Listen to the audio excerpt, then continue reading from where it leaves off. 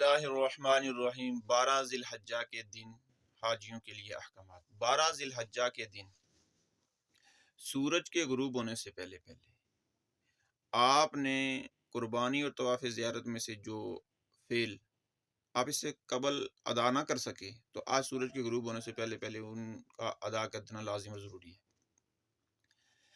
12 ذی الحجہ کے دن زوال کے بعد آپ رمی کریں گے، پہلے چھوٹے شیطان پر، پھر درمیانے شیطان پر اور پھر بڑے شیطان پر۔ تینوں جمرات کی رمی کرنے کے بعد آپ مکہ کی طرف جا سکتے ہیں۔ اگر آپ 12 ذی الحجہ کے دن رمی کے بعد مینا میں ٹھہرے رہے جہاں تک کہ 13 ذی الحجہ کی صبح صادق کے وقت تک، تو اب آپ پر 13 ذی الحجہ کے دن بھی تینوں شیطانوں پر رمی کرنا لازم اور ضروری ہے۔ اب آپ کے حج کی ایک چیز باقی رہ گئی، وہ ہے طواف وداع۔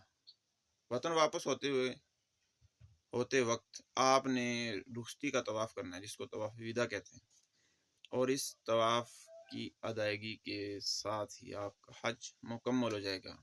آپ کو حج کی بہت بہت مبارک۔